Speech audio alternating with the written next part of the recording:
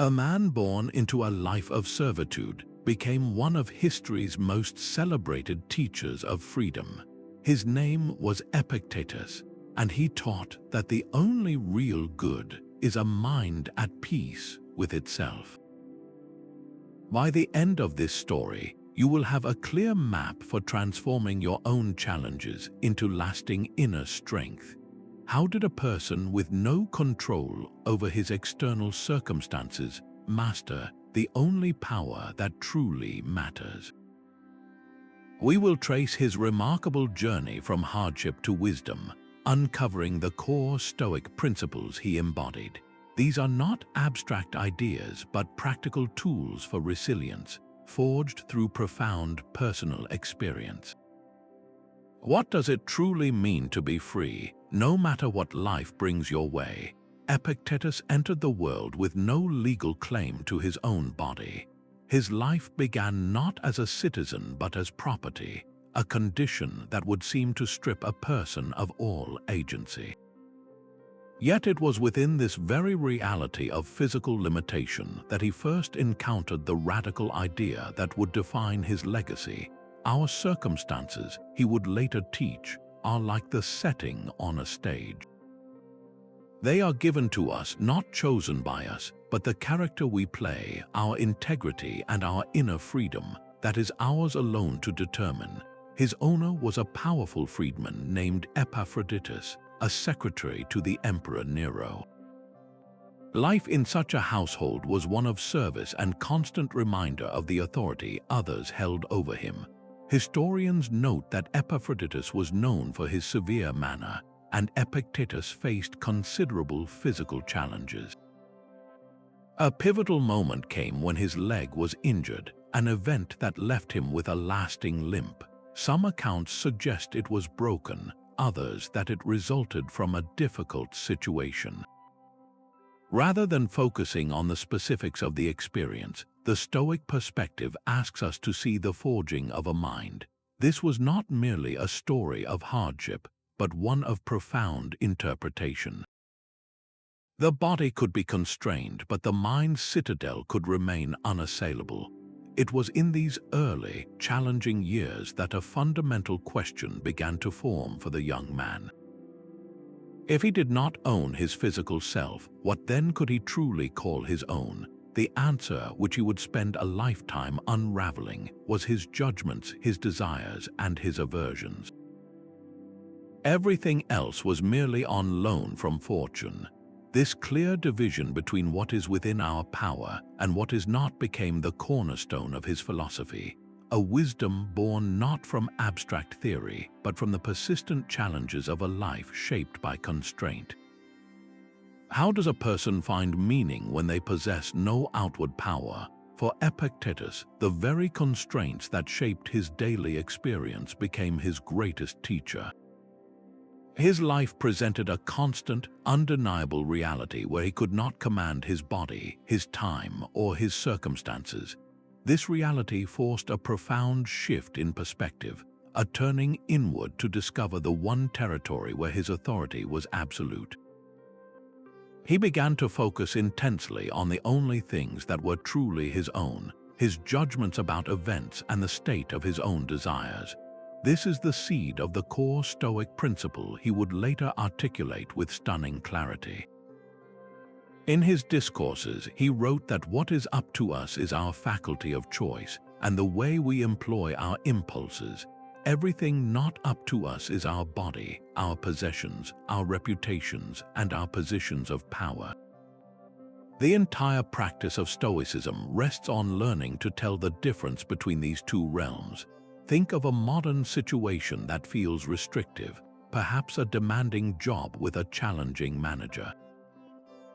You may not control your boss's mood or the company's policies, but your power lies in your interpretation of those events and your chosen response. You can choose to focus on your own work ethic, your patience, and your integrity. This is the same agency Epictetus discovered. It is not about pretending the external world does not matter, but about investing your energy where it can actually make a difference. Where in your own life might you be overlooking this inner freedom, this quiet power to choose your stance amid circumstances you did not choose? This access to education was a remarkable exception in the ancient world. Epictetus, while still legally bound to his owner, was permitted to study philosophy under one of Rome's most respected Stoic teachers, Musonius Rufus. This was not a typical academic arrangement. It was a mentorship that would fundamentally reshape his entire understanding of the world.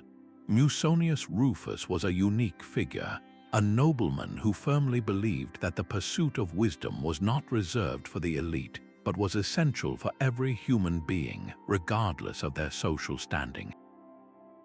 He is recorded as saying that philosophy is simply the practice of how to live well, a necessity for both the rich and the poor, the free and those in service. For Epictetus, these lessons were not abstract theories to be debated, but practical tools for navigating life and finding personal liberation. Under Musonius's guidance, he learned to systematically reframe his reality. The physical constraints of his life were no longer absolute barriers, but training grounds for his character. He was taught to see his own mind as a fortress that no external circumstance could breach without his own consent. Think of a modern coach or a trusted advisor who sees a potential in you that you cannot yet see in yourself.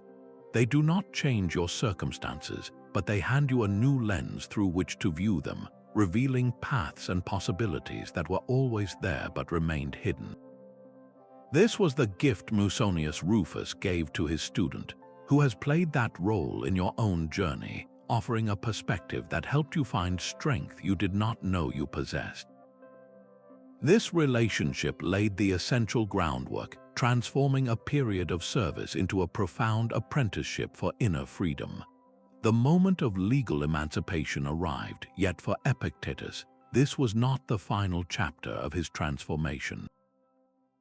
He had already secured a far more profound form of liberty within the walls of his own mind. His release from physical service was not the end of his work, but the beginning of a new mission. He now possessed the external platform to teach the very principles that had granted him internal sovereignty. He would often remind his students that a person could be freed from a master and yet remain bound by their own desires, their fears, and their thirst for approval. He is recorded as saying, "No person is free who is not master of themselves." Imagine someone finally leaving a demanding job or a difficult relationship, only to find their thoughts still held by old anxieties and resentments.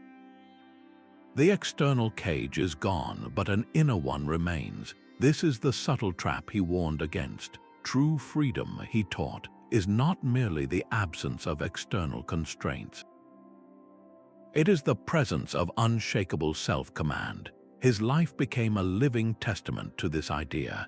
He chose a simple life, establishing his own school far from the political intrigues of Rome, demonstrating that his needs were few and his contentment was built from within. So when you achieve that long-sought goal, when you finally change your external circumstances, what then? Is your inner world truly free, or have you simply exchanged one set of chains for another? His journey suggests that our greatest liberation is an inside job, a quiet revolution of the mind that makes every external condition manageable. When the Emperor Domitian asked the philosophers to leave Rome, it seemed like a profound setback. For Epictetus, this departure was not an ending. It became the catalyst for creating something entirely new. He relocated to the town of Nicopolis and founded his own school, turning a political challenge into a vibrant center for Stoic thought. This was a living example of a core Stoic practice, the art of making an obstacle into the path itself. The Roman Emperor Marcus Aurelius, who studied his works deeply, later expressed this idea beautifully. He wrote, "The impediment to action advances action. What stands in the way becomes the way. Consider a modern professional who leaves a long-held position." The initial surprise can feel like a door closing, yet that very moment invites reflection, perhaps inspiring them to begin their own venture or learn skills for a more meaningful vocation. The challenge of transition becomes the needed step toward a more authentic journey. Epictetus did not merely teach this principle, he built his life around it. His school in Nicopolis grew in reputation, drawing learners from across the empire who sought not only knowledge but a way to live well. He took the experience of his relocation, an apparent shift in his role, and shaped it into a legacy of lasting impact.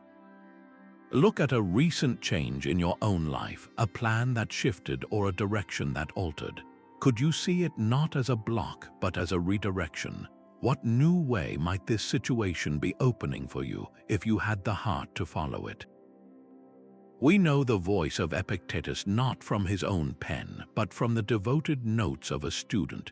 The man who taught inner freedom never authored a single book. His student, a historian named Arrian, compiled the Discourses and the Enchiridion, preserving the teacher's words for history. This humble origin speaks volumes about the philosophy itself. The value was not in the formal credentials of the author, but in the raw, practical power of the ideas being shared. It was substance, not the source, that mattered most. These notes capture the living classroom, a series of direct questions and sharp answers designed to awaken a listener into self-awareness. In one powerful passage, Epictetus speaks with a student experiencing a personal transition. Do not seek to have events happen as you want, he advises, but want them to happen as they do happen, and your life will go well. This is not a passive acceptance of fate, but an active, resilient stance toward reality. It is the difference between being overwhelmed by a storm and learning to sail within it. The deepest wisdom often arrives not in a bound volume, but in the echo of a conversation that changes your perspective. Think of a time a mentor, a friend, or even a stranger said something in passing that reframed your entire understanding of a challenge. What was that conversation for you? And how did its informal, unexpected delivery make its message even more potent? Arrian's notes grant us that same gift, a front-row seat to a conversation that continues to teach the art of living nearly 2,000 years later. Some things are up to us and some are not. This single idea forms the bedrock of Epictetus's entire philosophy, a truth he articulated at the very start of his manual for living, the Enchiridion. It is a stark and simple division, yet learning to apply it is the work of a lifetime. He taught that what is up to us is our faculty of choice, our judgments, our desires, and our own actions. Everything else, from our health and possessions to our reputation and social standing, is not truly within our command. Think of your own mind as the captain of a ship. You have full authority over steering the vessel, adjusting the sails, and navigating the course, but you possess no power over the ocean itself, the force of the wind, or the presence of other ships. The captain who exhausts himself shouting at a storm has misunderstood his role. His power lies not in commanding the sea, but in skillfully managing his ship within it. This is the essence of the dichotomy of control. Consider a morning commute where you are stuck in traffic. The traffic jam itself is not up to you. It is an external condition, an event happening in the world. Your power resides entirely in your response. You can choose to fume and stress, allowing frustration to ruin the first part of your day. Or you can accept the reality of the delay and use the time to listen to a meaningful podcast or gather your thoughts for the meeting ahead. One reaction squanders your inner peace on something you cannot change. The other invests your energy in the one area where you are truly sovereign. Where in your own day did you feel a spike of frustration because you were trying with all your might to command the ocean instead of steering your own ship? Our freedom to choose our response hinges on a single, powerful mental act called assent. This is the moment we either approve or reject the thoughts that enter our mind. Epictetus taught that we are troubled not by the events that happen to us, but by the judgments we attach to them through this very act of assent. He stated it plainly: men are troubled not by things, but by the opinions which they have of things. This is the inner mechanism that makes the distinction between what we can and cannot influence possible. Your power does not lie in stopping an unwanted thought from arising, but in your ability to refuse to grant it your belief. Imagine two employees receiving the exact same piece of thoughtful feedback from their manager. The first person assents to the initial impression that this is a personal critique, a sign of falling short. They feel disheartened. The second person pauses at that same initial impression. They choose to reject the difficult interpretation and instead assent to a different judgment, that this is useful information for professional growth. The external event was identical, but their inner approval created two entirely different realities. Think back to a recent moment that caused you frustration or worry. Now look past the event itself and examine the judgment you gave your assent to in that moment. What story did you tell yourself about what it meant? That story, not the event, was the true source of your experience. Learning to watch this space between an impression and your assent is the practice of mastering your inner world. True freedom is secured not by getting what you want, but by restructuring what you want in the first place. This is the heart of the Stoic discipline of desire. Epictetus drew a clear line between our natural inclinations, like the need for nourishment and community, and the turbulent, irrational desires that promise happiness but deliver only dependency. He taught that we experience difficulty not from unfulfilled wishes, but from wanting things that are not truly good for us, things that lie outside the realm of our own character. The only thing worthy of our full and unwavering desire, he argued, is virtue itself, living with wisdom, courage, justice, and self-control. Everything else, from wealth to reputation, should be regarded with a light touch, preferred but not required for a good life. He is recorded as saying, "Freedom is not achieved by satisfying desire, but by eliminating it." This sounds almost radical to our modern ears, trained to seek more. But he points to a deeper liberty, the liberation from the constant ache of wanting what we do not have. To live in accordance with nature, then, is to align our desires with what is genuinely within our power to achieve and uphold, which is the excellence of our own choices. Consider the simple act of walking past a store window and seeing the latest device.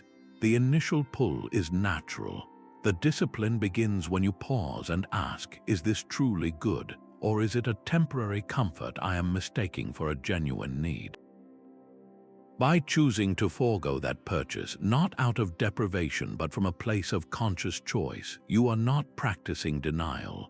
You are actively cultivating the muscle of contentment, reinforcing that your peace is not for sale. This week, what is one desire you could practice releasing? It might be the desire for a particular outcome in a difficult conversation, or the craving for external validation on a project. Notice the space that opens up when you gently loosen your grip and feel the quiet power that comes from wanting only what is truly good. Our actions find their deepest meaning when directed toward the common good. This was the second pillar of Epictetus's practical philosophy, the discipline of action. He taught that virtue is not a private possession to be hoarded, but a living force expressed through our conduct in the world. For him, right action was action taken for the benefit of the human community, performed with a clear and selfless intention. His entire life as a teacher embodied this principle. Having secured his own inner freedom, he dedicated his days to guiding others toward theirs, viewing his role not as a position of status but as a service. The Roman Emperor Marcus Aurelius, whose own writings echo this core Stoic duty, later reflected that which is not good for the swarm is not good for the bee. Every action we take either strengthens the social fabric or subtly weakens it. Think of the simple, modern act of volunteering your time at a local organization. The external task itself, whether sorting donations or tutoring a student, is one part of the equation. The true discipline lies in the intention behind it. Are you there to bolster your resume or to genuinely offer your skills for the benefit of others? The same action can be performed from a place of vanity or from a place of sincere connection. Epictetus would argue that the virtue is in the latter, in the conscious choice to act for the welfare of your fellow human beings. This does not require grand gestures. It can be the patience you show a flustered cashier, the thoughtful feedback you offer a colleague, or the decision to listen fully when someone needs to be heard. Each of these is a small but real investment in the common welfare. As you move through the rest of your day, pause for a moment and ask yourself, what is one action I have taken or can still take that truly contributes to the good of another? A rational universe does not promise an easy life, only a meaningful one. This was the third and perhaps most challenging pillar of Epictetus's worldview, the discipline of assent as it applies to fate itself. He called this profound trust in the nature of reality Providence, the belief that a divine and rational intelligence permeates the cosmos, weaving every event, even those we perceive as hardship, into a coherent and good whole. For a man who had known the reality of servitude and the sting of exile, this was not a naive optimism. It was a deliberate choice to see his life not as a series of random misfortunes, but as a necessary curriculum for his soul. He is recorded as telling his students, "Do not seek for things to happen as you wish, but wish for things to happen as they do." This is the active cooperation with fate he modeled. It is the difference between a leaf torn from a branch, tossed by the wind, and a skilled sailor who uses the very same wind to navigate toward his destination. Both experience the wind, but one is a victim of it while the other is a partner with it. Think of a past difficulty in your own life, a relationship that shifted, a role you moved on from, a plan that changed direction completely. In the moment, it likely felt like a rupture, yet with time, can you see how that very event closed one door only to guide you toward another that led to a strength, a connection, or a perspective you would not have found otherwise? That hidden benefit, that unexpected redirection, is a glimpse of what the Stoics meant by providence. It is the quiet trust that the cosmos is not chaotic, but is instead a kind of rigorous school where every experience, especially the difficult ones, are custom-made lessons in courage, patience, and wisdom. What past challenge can you now look back upon not as a mistake, but as an essential part of your education? Your body is not truly your own, but something you have been given for a time. This was a foundational insight for Epictetus, a man whose early life was shaped by the reality that his physical form was not under his own control. The Stoic view holds the body as an indifferent, a temporary vessel on loan from nature itself. It is something to be cared for responsibly, but never to be confused with the essence of who you are. This perspective, formed through his experiences, allowed him to turn his attention inward to the one thing that could never belong to another, his character and his will. He drew a crucial distinction between maintaining the body and being ruled by its demands or its condition. We are to treat it with respect, providing it with nourishment and rest, yet we must never allow our peace of mind to be held captive by its appetites, its appearance, or its natural changes over time. He is recorded as offering a striking image, suggesting we are a little soul carrying a physical form. This is not a statement of disregard, but a powerful reframing of priorities. It places the enduring part of us, our reasoning faculty and our capacity for virtue, in its proper position of command. Think of your body as a rental car. You are responsible for its upkeep during the journey. You use it to travel where you need to go, but you would never mistake the car for the driver. The dents, the age of the model, the quality of the paint, these are passing details that do not define the person behind the wheel. Now, contemplate your own self-image for a moment. How much of your identity is tied to your physical strength, your appearance, or your health?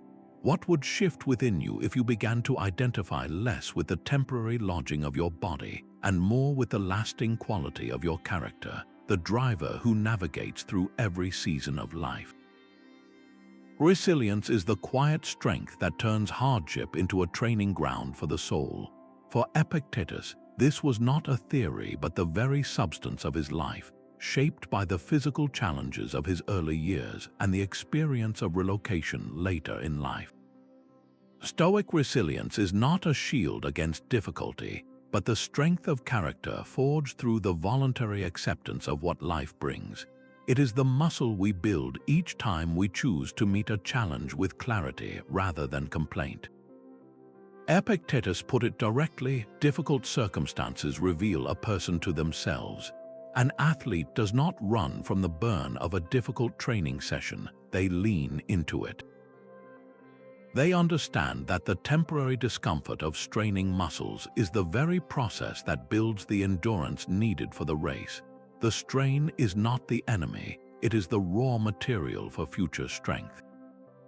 Your own challenges, whether a demanding project at work, a difficult conversation at home, or a period of personal transition, serve the same purpose. They are not interruptions to your peace, but the precise exercises your resilience requires to grow. Think of one current challenge in your own life, a source of stress or frustration you are navigating right now. What if, just for this week, you viewed it not as a problem to be solved, but as a training session for your inner fortitude? Notice how this small shift in perspective transforms the weight of the experience, turning a burden into a purposeful practice. Epictetus owned little more than a simple cloak, a wooden bowl, and a straw mat, even as his reputation drew students from across the empire. His profound lack of possessions was not a sign of poverty, but a powerful declaration of independence. He demonstrated through the clarity of his own life that happiness is an internal state, completely separate from the accumulation of external wealth. He once stated, "Freedom is not the satisfaction of desire, but the removal of desire." To practice this, the Stoics engaged in a powerful exercise of voluntary discomfort. They would periodically choose to go without a familiar comfort, to sleep on a harder surface, to eat a plainer meal, or to face the cold without an extra layer. This was never about self-punishment. It was a deliberate training of the mind to appreciate what one already possesses and to prove to oneself that happiness remains intact even when comforts are removed. The modern movement toward minimalism echoes this ancient wisdom. It is not merely about owning fewer things, but about clearing away the clutter of dependency to make space for a richer inner life. Think of the quiet satisfaction that comes from a well-organized room, where every object has purpose and nothing is held out of fear or obligation. That sense of lightness and clarity is the same freedom Epictetus cultivated. So this week, choose one small luxury you could willingly set aside for a single day. It might be that second cup of coffee from the cafe, the constant stream of digital entertainment, or the comfort of a particular snack. Go without it not with a sense of sacrifice, but with the curiosity of a scientist running an experiment on their own mind. Notice the space that opens up. Do you feel a lack, or do you discover a quiet resilience you had forgotten was there? His master once applied a forceful twist to his leg, a moment that would lead to a lasting physical change for Epictetus. In that intense experience, as the story is told, the young man did not cry out in protest. He remained calm and simply stated, "You will break my leg." And when the bone gave way, he followed with a quiet question, "Did I not tell you that you would break it?"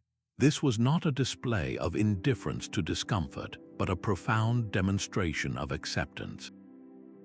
He had long since understood the reality of his physical nature, the fact that his body was an external thing that could be affected by others. His power resided not in preventing what happened, but in choosing his response to it. He transformed a lasting physical condition into a living lesson on what we can and cannot control. The change to his walk was now a part of his reality, a circumstance that held no inherent power to shape his character or his capacity for wisdom. It became instead a constant, visible reminder of his own philosophy. We all carry our own forms of limitation, our own perceived flaws or challenges. It might be a lasting health situation, a social hesitation that makes connection difficult, or a past experience that seems to define us in our own minds. The Stoic invitation is to look directly at that very thing and reframe it. What if this limitation is not a barrier to your life, but the very condition that teaches you patience? What if that social discomfort is not a flaw, but a reminder to listen more than you speak? Your particular challenge, whatever it may be, can become your most personal instructor in resilience. Look at one perceived weakness in your own life, not with judgment but with curiosity. How could this very thing be training you for greater strength, deeper empathy, or a more authentic kind of courage? Epictetus never wrote a book to secure his legacy. His enduring voice comes to us only through the notes of a student, a testament to the fact that his primary concern was the practice of virtue, not the pursuit of reputation. He viewed fame as a preferred indifferent, something that might be pleasant if it arrived naturally, but ultimately irrelevant to the core mission of living with wisdom and integrity. He is recorded as advising his students, "Do not seek to be known for your good deeds, and if someone calls you a nobody, do not be angry." In his view, the only applause that truly mattered was the quiet knowledge that you had acted rightly, regardless of whether anyone was watching. Imagine a dedicated nurse who works the overnight shift, providing compassionate care to patients who may never know their name. Their satisfaction comes not from public praise, but from the private certainty that they upheld their duty with skill and kindness. Their professional integrity is its own reward, untouched by the presence or absence of external recognition. This is the same inner compass that guided Epictetus. He taught that the frantic chase for approval and renown is a form of self-imposed servitude, where your peace of mind is handed over to the fickle opinions of others. How much of your own daily energy is spent managing perceptions, crafting an image, or worrying about what others might think of your choices? The Stoic invitation is to gently release that burden, to perform your work with excellence for its own sake, and to find your worth not in the echo of applause, but in the unwavering quality of your own character. He once described his own life using the image of a simple clay lamp. If you were to strike it and break it, he said, would the light complain? No, it would simply shine until the moment it was extinguished. This was his answer to the man who spoke of causing him injury. I am a philosopher, he stated, and if you were to harm my leg, I would say, do it, and if you were to take my life, I would say, take it. This was never an invitation for aggression, but a declaration of unconditional commitment. It reveals a person who has placed their highest principles so far above their physical well-being that no external force can touch what truly matters to them. The body is the fragile clay vessel, temporary and susceptible to the world. The light is the character within, the unwavering commitment to truth and virtue. His willingness to face being broken like that lamp was the ultimate proof that his inner freedom was complete. He had become a living testament to the idea that some things are worth more than safety, more than comfort, more than life itself when that life would require the betrayal of one's core self. This is the most radical form of resilience, where your peace is no longer conditional on your circumstances remaining intact. Think of a parent's instinct to protect their child, a firefighter rushing into a dangerous situation, or a whistleblower speaking truth despite the personal cost. In each case, a principle, a love, or a duty becomes more vital than personal security. What is the light that you carry within your own clay lamp? Is there a principle, a value, or a commitment for which you would be willing to withstand significant difficulty? Identifying that core truth is the first step in building a life of unshakable meaning, a life where your light shines regardless of what happens to the vessel. The final years of this teacher were lived with the same quiet discipline as all the others.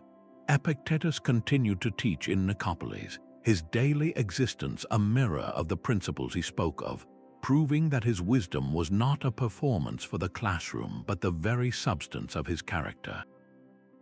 He did not retire from his philosophy because he had never treated it as a separate occupation. It was his life. This embodies the Stoic ideal of a unified life, where one's actions and words are in perfect harmony. The Roman philosopher Seneca, a contemporary in spirit, wrote that a consistent character is the greatest mark of a true philosopher. It is not about never facing difficulty, but about meeting every season of life with the same core integrity. Think of a public figure who advocates for environmental responsibility while living a life of excessive consumption. We feel the disconnect instantly because their actions betray their stated values. Now, imagine a community leader known for their patience and fairness, who interacts with the intern in the hallway with the same respect they offer the mayor.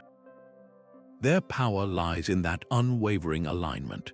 The true test of any belief system is not how it sounds in a moment of inspiration, but how it holds up through the mundane, the stressful, and the ordinary passages of time. Your own life provides the most honest measure. Look back over the last month at the small choices made when you were tired or stressed or thought no one was watching. How many of those actions were a direct reflection of your deepest stated beliefs? The invitation is not to achieve perfection, but to notice the gaps with gentle curiosity. Where did your energy go when your resources felt low? This simple assessment is not about judgment, but about aligning your daily walk more closely with your inner compass, creating a life where, like Epictetus, your later years are simply a deeper expression of the truth you have always lived. The Enchiridion stands as a timeless manual for living, a collection of core principles drawn directly from the classroom discussions recorded by Arrian. Its very name means handbook, and its power lies in its direct practical nature. This was never meant to be a dense academic text, but a daily companion for navigating the complexities of human experience with clarity and peace.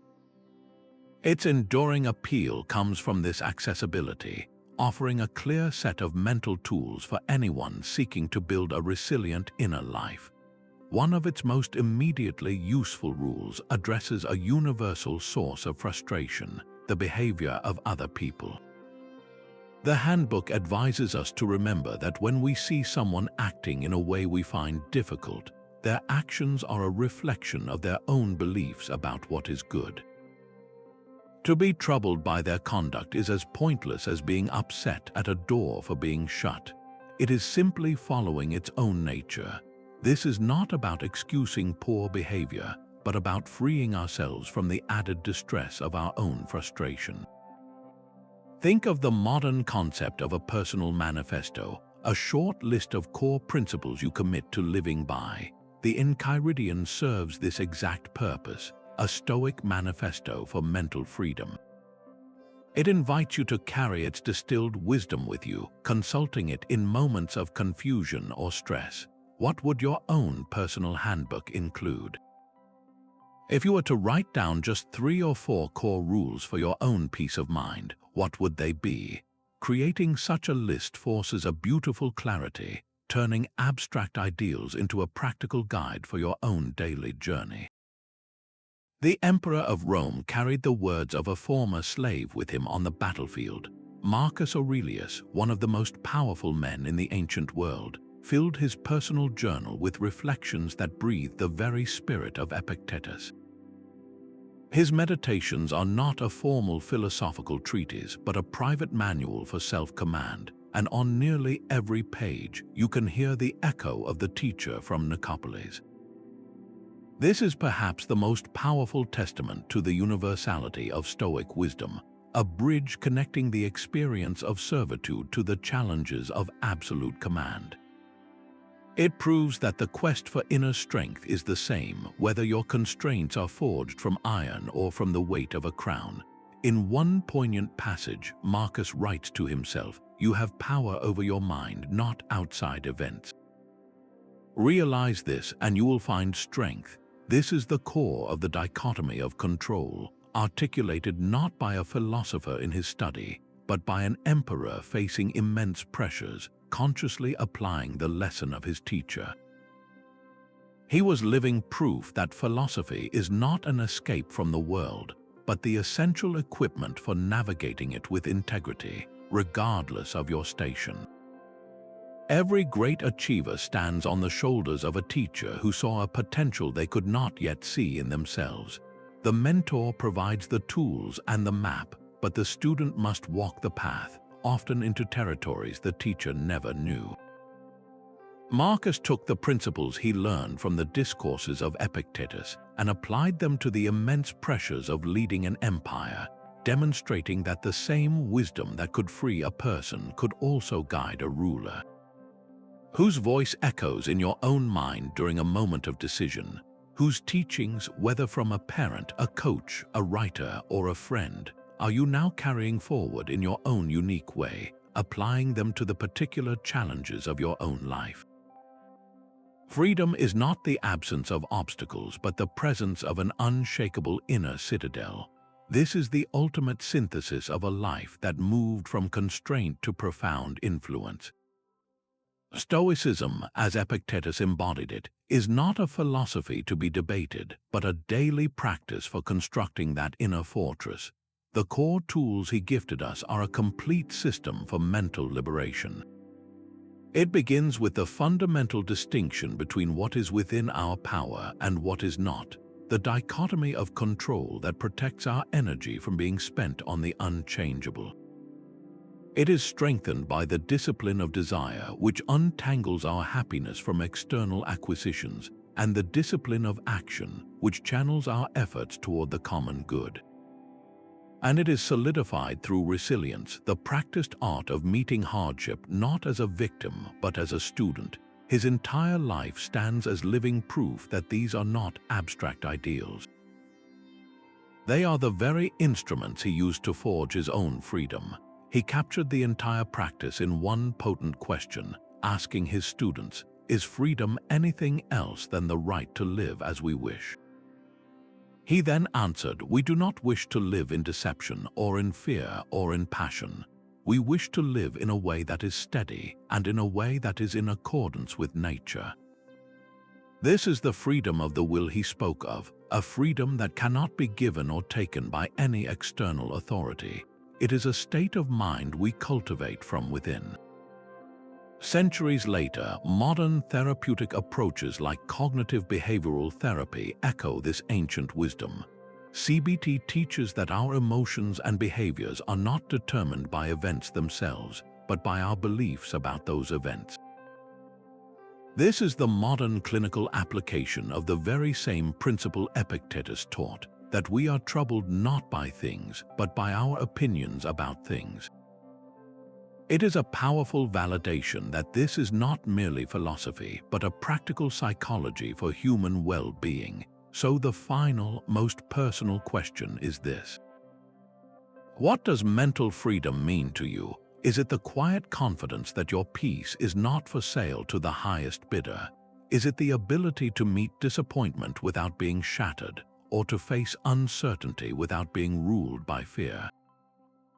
Your answer to that question is the beginning of your own journey from where you are to the person you can become. A biographer's task is to illuminate the inner world through the external frame.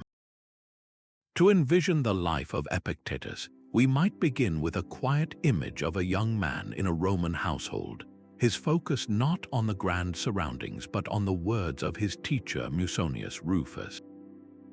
The visual story would capture the intensity of that learning, a mind being set free within a world of physical limits. The camera might linger on his expression, thoughtful and resolute, as philosophical concepts transform from abstract ideas into practical tools for daily endurance. This is not a story of dramatic hardship, but of a quiet, gathering strength. The central setting for his legacy would be his school in Nicopolis, a humble space filled with the light of inquiry. We would see him seated, engaging with students from all walks of life, his gestures calm and his presence radiating a profound authority that comes from self-mastery, not from social rank. The visual narrative would emphasize the simplicity of his surroundings, the worn texture of his cloak, the focus on the faces of his listeners, making it clear that the real action is the transmission of an idea from one mind to another. In his later years, the imagery would soften, showing a man whose inner peace has been weathered into a deep and lasting tranquility. We might see him walking with his distinctive gait, a living testament to his own teachings, demonstrating that a physical reminder of earlier challenges holds no power over a soul that has chosen its freedom. The final visual would not be a grand monument, but perhaps a simple clay lamp, its flame steady and bright, a silent metaphor for a life where the inner light was never, for a single moment, extinguished by the world. Where do we find the spirit of Epictetus today? You will not see it in the spotlight of fame or the halls of power. This enduring presence lives in the quiet corners of our own communities, in people who face profound personal challenges yet respond with unwavering character. It is the single parent working long hours who meets each day not with resentment but with a steady focus on providing a loving home. It is the teacher in an under-resourced school who channels their energy not into lamenting what is missing, but into igniting curiosity in a young mind.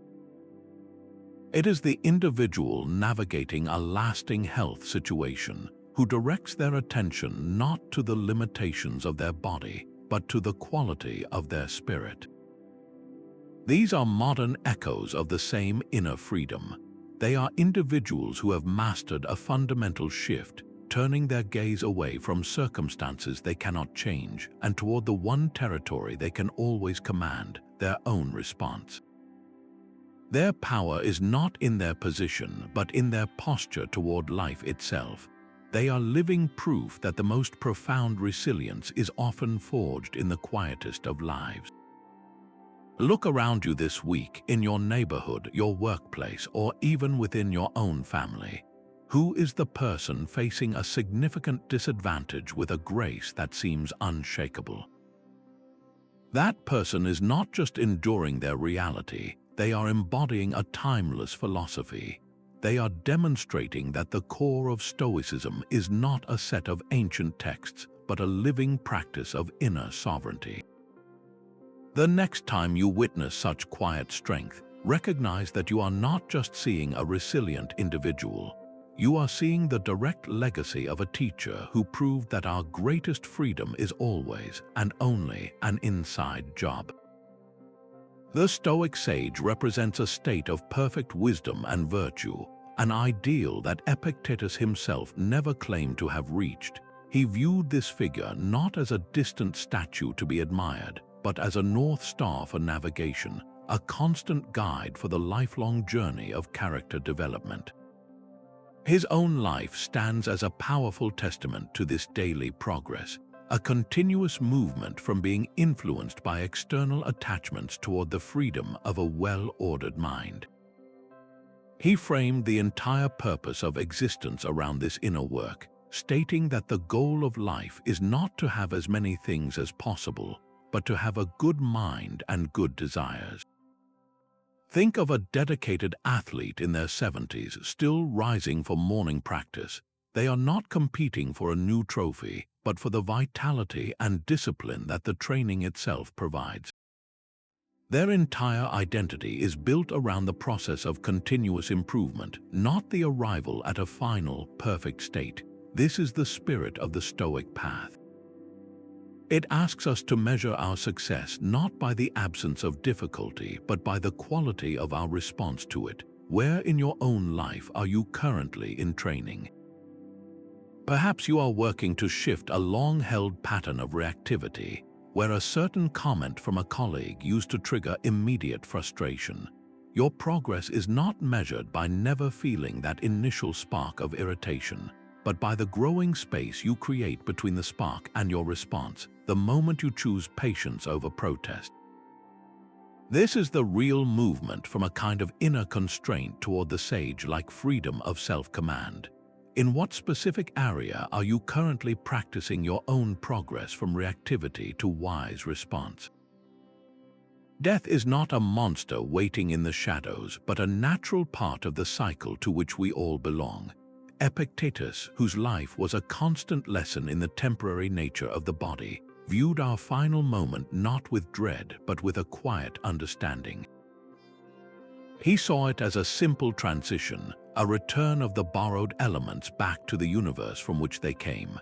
This perspective was born from a life lived in intimate awareness of physical vulnerability, transforming mortality from a terrifying end into a meaningful completion. He is recorded as offering a simple, profound truth: death is nothing terrible, for it is only the opinion that it is terrible which is terrible. This reframes the entire experience. The event itself is a natural process, but the fear we attach to it is the true source of our struggle. This is the ultimate application of the dichotomy of control, accepting the inevitable event while mastering our judgment about it. Consider an individual who receives a serious health diagnosis and, after the initial wave of emotion, finds a surprising reservoir of peace. Their focus shifts from fighting the inevitable to embracing the profound beauty of their remaining days, mending relationships, expressing love, and finding joy in simple moments. Their calm is not a denial of reality, but a deep acceptance of it, allowing them to live more fully than ever before. How would your daily choices shift if you truly accepted the reality of your own transition? Would you waste less time on trivial worries? Would you speak your affections more freely? This is not a morbid exercise, but a powerful tool for clarifying what matters most, transforming a distant fear into a present guide for a life lived without regret. Our identity stretches far beyond the borders of any single nation. Epictetus, who understood the experience of being treated as an outsider, taught a radical form of citizenship for his time, the idea that we are all members of a single human community, the cosmos itself. This philosophy of cosmopolitanism was the natural extension of his discipline of action, a way of seeing every person as a fellow traveler worthy of our consideration and care.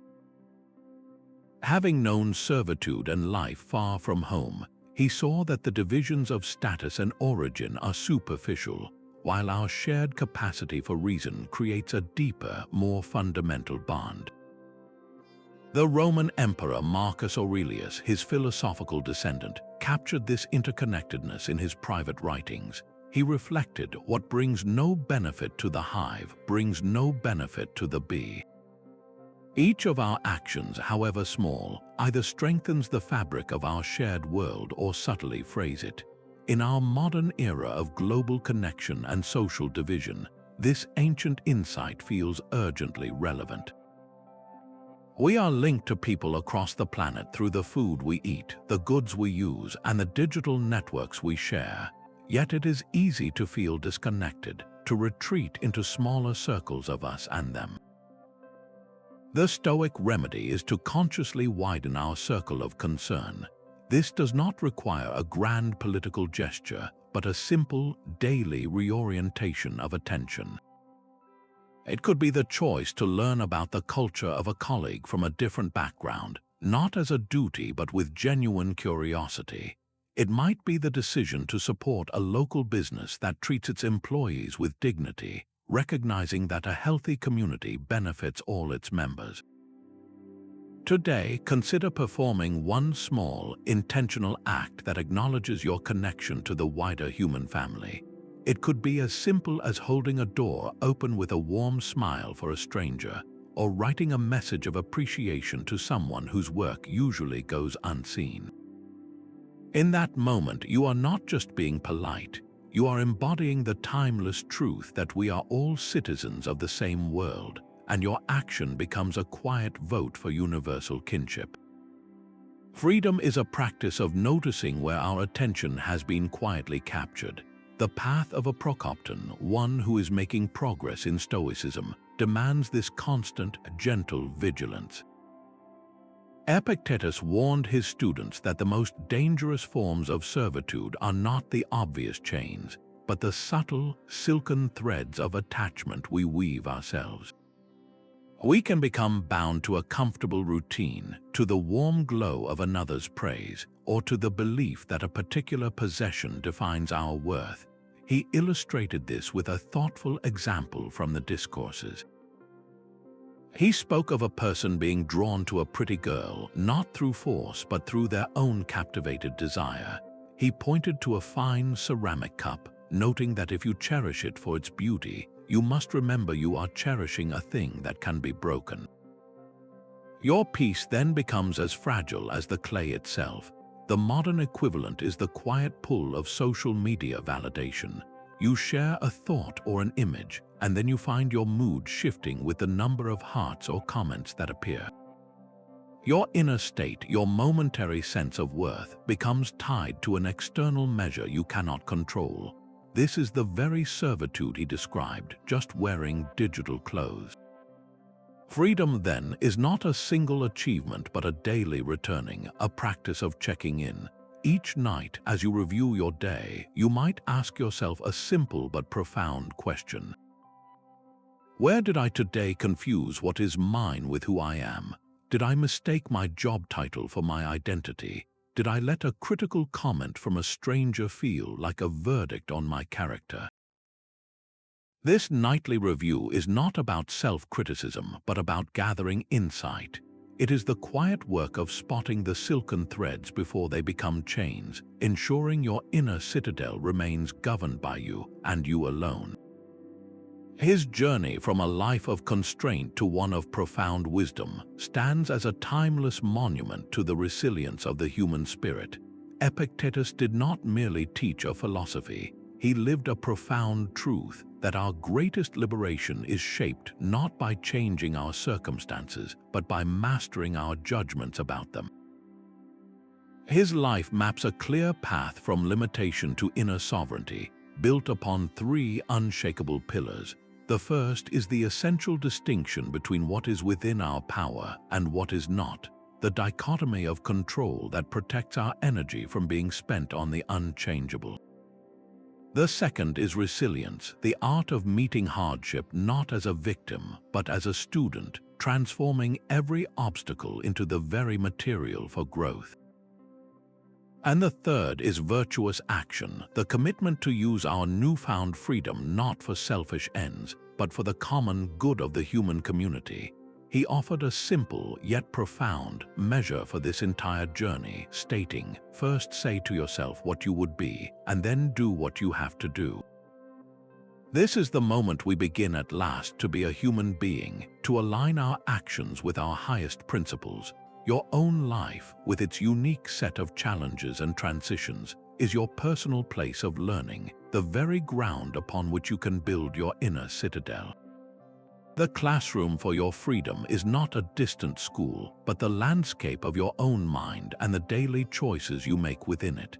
See your next difficulty not as a barrier, but as your invitation to practice. If this perspective on turning challenges into strength resonates with you, consider subscribing for more explorations on how to apply this ancient wisdom to the complexities of modern living.